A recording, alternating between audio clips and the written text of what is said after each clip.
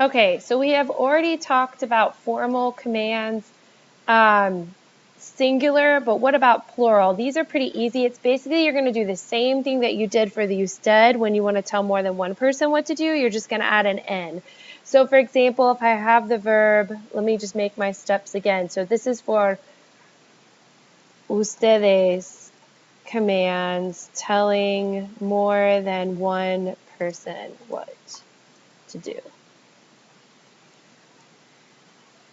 Okay, so step one, if I have the verb hablar, I'm going to do the same thing again. I'm going to conjugate it into the yo form, hablo.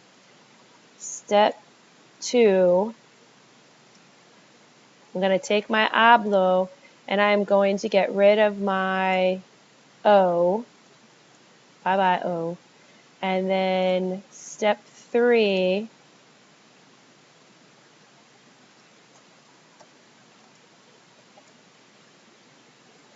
add en to an AR verb. So if you have you're gonna take that and add e into it. That's how you tell multiple people to speak. Okay, and so if you have the verb comer, it would go como, and you would get rid of your o,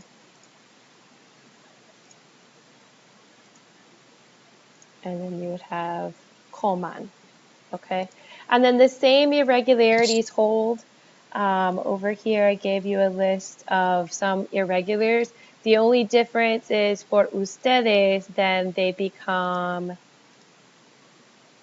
and I think I forgot one, sepan, ir becomes vayan, you're just adding an N.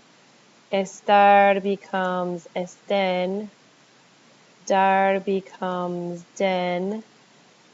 Ser, I forgot ser becomes sean, which over here.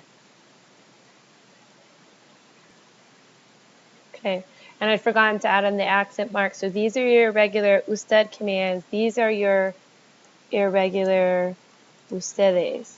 Whoops, I didn't spell that right.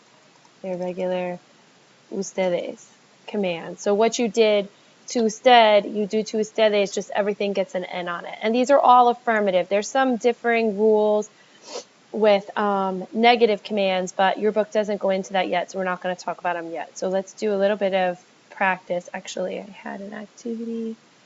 Not there.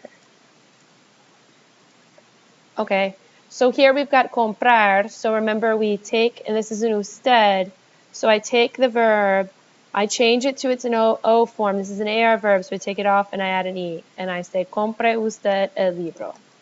Here, if it's ustedes, I've got traer.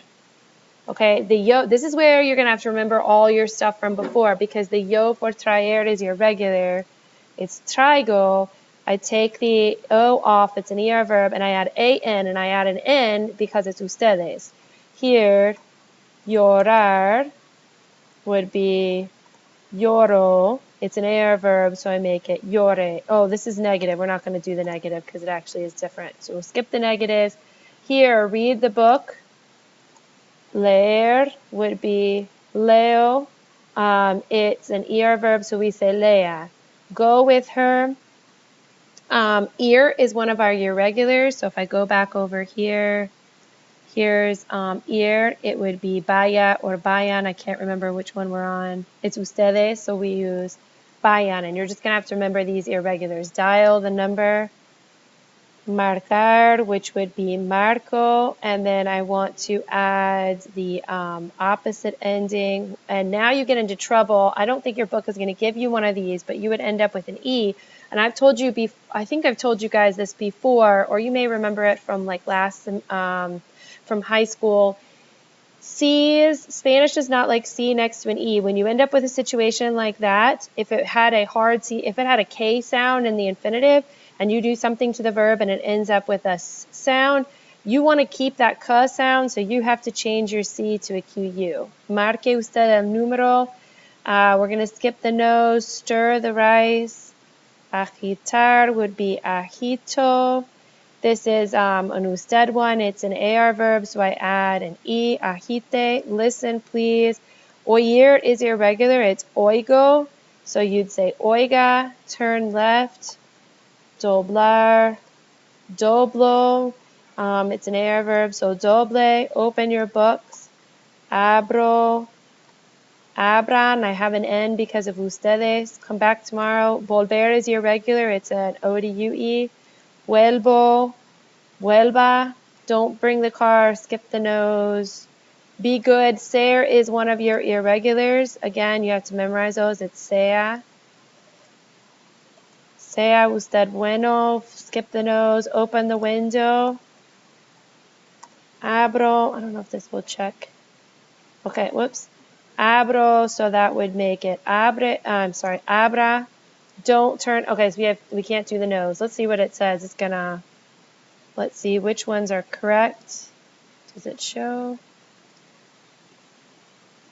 Okay, good. It'll tell us. Compre, traigan, lea, vayan, marque, agite, oiga, doble, abran, vuelva, sea, abra. Okay, so we got them all right. Okay, so there's one more type of command, and this one tends to be used in Spain. Before I was showing you if you tell multiple people what to do, that you do it just like, whoops, that's not the right one, that you do it just like usted, where are they?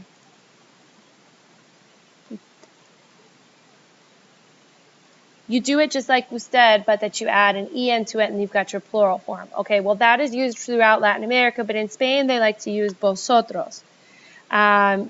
So for the vosotros form, it says that's primarily used in Spain and are not by and large used in Latin America. The affirmative vosotros command is formed by simply replacing the final R of the infinitive with a D. So in Spain, you might hear people, instead of saying compran el anillo, they're going to say comprad el anillo, escribir la tarea, comprar los libros, comer la patata. So they put a D on the end of the infinitive. They take off the R, replace it with a D, and you've got your vosotros command. We're going to skip over the negatives. However, when you add a pronoun to the command, they drop the D. So if I wanted to say buy it, where is it? Here, I'll do these.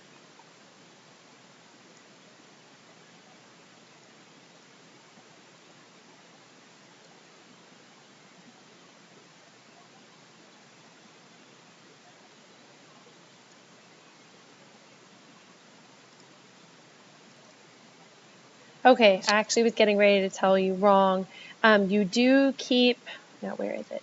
We are going to keep the D. The only one that doesn't keep the D is in the this right here, when you're making it reflexive for just for the vosotros form, and there is one verb that keeps the D no matter what, and that is ir.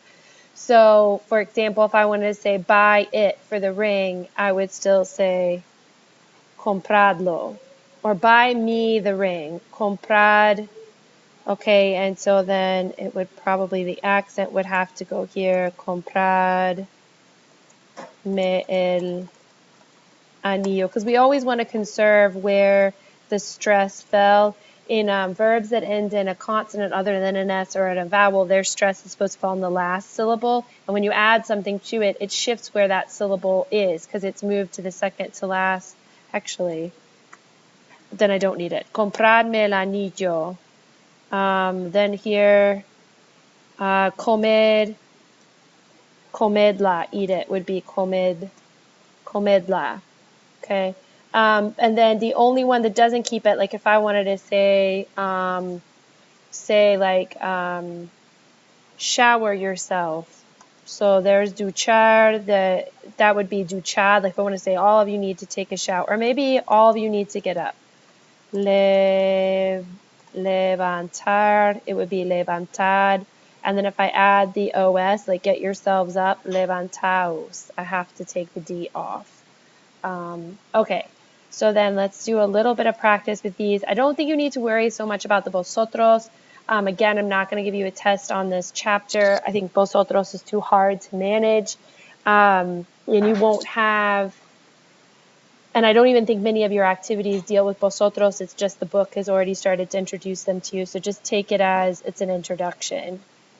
Okay, so here we just want to speak more slowly. That would be hablar más lentamente. We're not going to do the no forms yet. Write a letter to your mother. Escribir una carta a vuestra mamá. Johnny and Matt, we want them to sing, cantar. We are telling two people not to swing. We're going to skip that. Open the door. We want multiple people to open the door. We want you all to start now. Comenzar. So you can see we're just the ones with the D. Come here. Venid. Drink the milk. Bebed. Clean the kitchen. Limpiar. I'm going to take the medicine. Tomad. Read the book. Leer. And then we're going to leave the negative ones alone. So it's only going to give us some that are correct. We want to review our answers, make sure the ones that we did were right. And so far they look right. So if you're in Spain and you want to tell multiple people what to do, just take off the R to the verb and add a D, and that's how you tell them what to do.